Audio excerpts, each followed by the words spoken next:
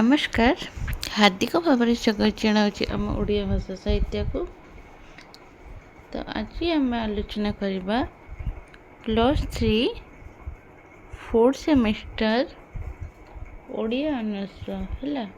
+3 4th semester Odia honours जो आम आलोचना करते कोर 8 रे यूनिट 3 रे आम आलोचना करते तार MCQ डिस्कसन करदे। तो आज आम देखा यूनिट 4 जो अच्छी सुना मेडल मनोज दासंकर चैप्टर 2 रे अच्छी कला पर्दार आरपटे चैप्टर 3 रे पाट दे चैप्टर 4 रे गोपपुर आर आम सब 1 मार्क क्वेश्चन देखा सिलेक्शन सब देखा। तो जो मैंने भी आम टेलीग्राम चैनल जॉइन करना जाकि डिस्क्रिप्शन बॉक्स लिंक अच्छी जाकि जॉइन करें। तो चलतु आरंभ करवा। तो ये प्रथम प्रश्न देला काल्पिक शांतनु कुमार आचार्य जन्मग्रहण केबे होइतला। ये कमे दूची है। तो ये कौन देला ना गाल्पिक शांतनु कुमार आचार्य जन्मग्रहण केबे होइतला ना ऑप्शन ए अच्छी 1933, option B 1935, option C 1940, option D 1930। तो ये सठिक उत्तर होची ऑप्शन ए 1933 मसीहा। गाल्पिक शांतनु कुमार आचार्य जन्मग्रहण होता 1933 मसीहा। सेकेंड क्वेश्चन आसला केबे शांतनु कुमार आचार्य अध्यापना वृत्ति रे जोग देइथिले हैला। तो एठी मु ऑप्शन मु पढ़ुनी है। ऑप्शन पढ़ले बस वीडियो लेंथली हो देखा बोरिंग लगे है। जो गुड़ाक तुम मानकर जो गुड़ाक इम्पोर्टाट रोचे परीक्षा आसला भाया क्वेश्चन लगुच है से गुड़ाक मुझेदेवी तुम्हें मैंने चाहिए नोट कर रखिपर ना वीडियो को पॉज कर देखिपर है। तो ये क्वेश्चन कौन देला ना शांतनु कुमार आचार्य अध्यापना वृत्ति रे केबे जोग देइथिले है। तो ये ऑप्शन डी हूँ सठिक उत्तर 1958 रे है। तापर आसला नर किन्नर ये जो नर किन्नर उपन्यासटा रही ये उपन्यासर औपन्यासिक किए है। तो यहाँ भी गोटे इम्पोर्टाट क्वेश्चन है मन रखिए। तो ये जो नर किन्नर उपन्यास रही तार औपन्यासिक होती शांतनु कुमार आचार्य। ऑप्शन बी हूँ सठिक उत्तर शांतनु कुमार आचार्य। तापर आसला मनमर्मर गल्पर रचयिता किए है। यहाँ भी गोटे इम्पोर्टाट क्वेश्चन मनमर्मर गल्पर रचयिता होती शांतनु कुमार आचार्य। ऑप्शन सी शांतनु कुमार आचार्य है। तापर आसला नेक्स्ट क्वेश्चन निम्नलिखित मध्यरु केउंटी शांतनु कुमार आचार्य गल्प अटे है। तो ये शांतनु कुमार आचार्य गल्प केते गुड़िए देला करंजिया डायरी, लक्ष्मीर अभिसार, पाट दे, डिमिरी फूल है। तो ये लक्ष्मीर पाट दे तो हेनी, डिमिरी फूल भी हेनी, लक्ष्मीर अभिसार भी हेनी। तो ये बाकी रहा जो करंजिया डायरी है। करंजिया डायरी हूँ शांतनु कुमार आचार्य गल्प है। तापर आसला शांतनु कुमार आचार्य केबे शांतनु कुमार आचार्य केबे केंद्र साहित्य एकाडेमी पुरस्कार पाइले। यहाँ भी गोटे इम्पोर्टाट क्वेश्चन है से केबे केंद्र साहित्य एकाडेमी पुरस्कार पाइले ना 1993 मसीहा है। 1993 ऑप्शन डी हूँ सठिक उत्तर। तापर आसला नंद दुलाल को यात्रा करुवा प्लेन सीट संख्या केते थिला है। तो ये सठिक उत्तर होची ऑप्शन बी 400 सीट। क्यों माने निरामिषासी बोली कह जाए क्यों मानक ये निरामिष बोली एटा किसी ना इम्पोर्टाट नहीं। तापर आसला भद्र महिला जनक तांकर बयस केते बोली नंद दुला को कहते है। तो ये केते वर्ष ना 110 वर्ष। तो तापर आसला केउं देशर ना नंद दुलाल अश्रत थिला है। तो ये ऑप्शन डी हूँ सठिक उत्तर अजर वैज्ञान।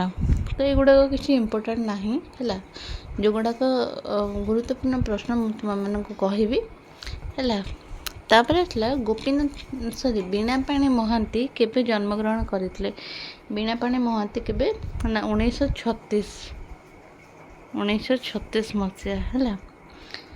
तापर आसला कस्तूरी मृग और सबुज अरण्य। ये जो कस्तूरी मृग सबुज अरण्य गल्प संकलन रचयिता कि ना गल्प संकलन गाल्पिक होती बीणापाणी महांती। यहाँ मन रखिए, यहाँ भी गुरुत्वपूर्ण प्रश्न। तापर आसला निम्नलिखित मध्यरु केउठी बीणापाणी महांती रचना नुहे। कौटी ना तटिनीर तृष्णा तो नुहे, सायानार स्वर भी नुहे, अंधकार छाई नुहे। तो ये ऑप्शन डी नंडामर गछ। नंडामर गछ हूँ रचना नुहे। तापर आसला गाल्पिक बीणापाणी महांती केउं पुस्तक पाई ओडिशा साहित्य एकाडेमी पुरस्कार पाइथिले। तो यहाँ भी गोटे गुरुत्वपूर्ण प्रश्न मन रखिए।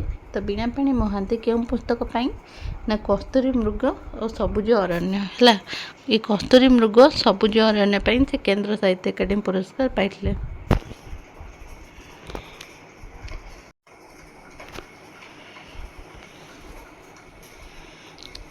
तापर आसला ना बीणापाणी महांती जो केंद्र साहित्य एकाडेमी पुरस्कार पाइथिले सेटा केबे पाइथिले ना 1990 है। Option B 1990।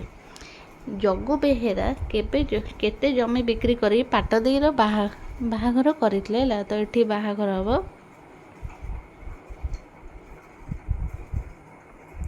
स्पेलिंग भूल अच्छी है।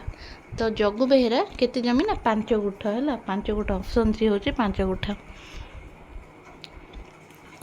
पाटदेई स्वामी केउं आड़े पलाइथिला। एटा किछि नाई, एटा भी किछि नाई, एटा भी किछि नाई। तापर आसला रामचंद्र बेहेरा केबे जन्मग्रहण करथिले। रामचंद्र बेहेरा केबे ना 1945 है। Option C 1945। तापर आसला केउं विश्वविद्यालय रामचंद्र बेहेरा पीएचडी उपाधि प्राप्त करथिले। केउं विश्वविद्यालय ना उत्कल विश्वविद्यालय। ऑप्शन ए हूँ उत्कल विश्वविद्यालय सठिक उत्तर। तापर आसला गाल्पिक रामचंद्र बेहेरांकर प्रथम गल्पर नाम कौन। यहाँ भी गोटे गुरुत्वपूर्ण प्रश्न। रामचंद्र बेहेरांकर प्रथम गल्पर नाम हूँ शेष सूर्यर बन्हे है। तो ऑप्शन डी हूँ सठिक उत्तर, शेष सूर्यर बन्हे। ये जो शेष सूर्यर बन्हे गल्पटा रही तो यार प्रकाश काल केबे ना 1970 है। शेष सूर्यर बन्ही गल्पटी केउं पत्रिकार प्रकाश पाइथिला। यहाँ भी गोटे गुरुत्वपूर्ण प्रश्न, लाइन बाय लाइन आसी है। शेष सूर्यर बन्ही गल्पटी नवरवि पत्रिकार प्रकाश पाइथिला है। नवरवि। तापर आसला केउं गल्प संकलन पाई रामचंद्र बेहेरा सारला पुरस्कार पाइथिले। केउं गल्प संकलन पाई ना ओंकार ध्वनि। ऑप्शन ए हूँ ओंकार ध्वनि गल्प संकलन पाई सारला पुरस्कार पाइथिले।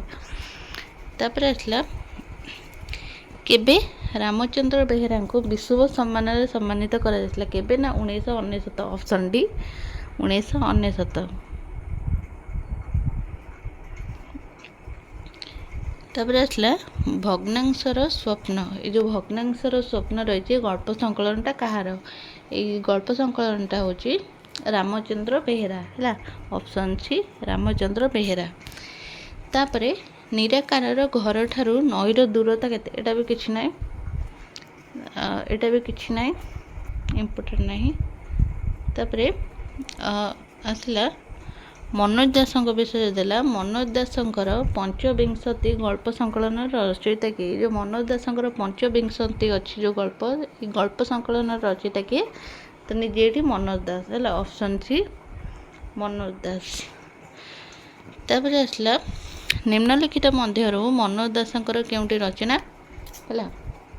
तो एठी ऑप्शन ए हबनी, तापर हम बी भी हबनी, राग तोड़ी भी हबनी, विषकन्यार कहानी है। विषकन्यार कहानी हूँ मनोज दासଙ୍କର रचना। तापर आसला କେଉଁ ଗଳ୍ପ ସଂକଳନ ପାଇଁ ମନୋଜ ଦାସ ଓଡ଼ିଶା ସାହିତ୍ୟ ଏକାଡେମୀ ପୁରସ୍କାର ପାଇଥିଲେ? କେଉଁ ଗଳ୍ପ ସଂକଳନ ପାଇଁ? ନା ଆରଣ୍ୟକ। ହେଲା, ଏଇଟା ବି ଗୋଟେ ଗୁରୁତ୍ୱପୂର୍ଣ୍ଣ ପ୍ରଶ୍ନ। ଆରଣ୍ୟକ ଯେଉଁ ଗଳ୍ପ ସଂକଳନ ହୋଇଛି ସେଇ ଗଳ୍ପ ସଂକଳନ ପାଇଁ ମନୋଜ ଦାସ କେନ୍ଦ୍ର ସାହିତ୍ୟ ଏକାଡେମୀ ପୁରସ୍କାର ପାଇଛନ୍ତି। ତାପରେ ଆସିଲା ଗାଳ୍ପିକ ମନୋଜ ଦାସ କେବେ କେନ୍ଦ୍ର ସାହିତ୍ୟ ଏକାଡେମୀ ପୁରସ୍କାର ଲାଭ କରିଥିଲେ? ହେଲା, କେବେ? ନା 1972। Option D 1972। ଏଇଟା ବି ଇମ୍ପୋର୍ଟାଣ୍ଟ ପ୍ରଶ୍ନ। ହେଲା, 1972ରେ ସେ କେନ୍ଦ୍ର ସାହିତ୍ୟ ଏକାଡେମୀ ପୁରସ୍କାର ପାଇଥିଲେ। ତ ଆଜି ପାଇଁ ଥିଲା ପ୍ରଶ୍ନ ଏତିକି। ପୁଣି ଦେଖା ହେବ ପରବର୍ତ୍ତୀ କ୍ଲାସ୍ରେ। ଆଉ ଯେଉଁମାନେ ବି ଆମ ଟେଲିଗ୍ରାମ ଚ୍ୟାନେଲରେ ଜଏନ୍ କରିନାହାନ୍ତି ସେମାନେ ଆମ ଟେଲିଗ୍ରାମ ଚ୍ୟାନେଲରେ ଜଏନ୍ କରନ୍ତୁ। ହେଲା, ତ ଆଜି ପାଇଁ ଏତିକି। ରହିଲି, ନମସ୍କାର।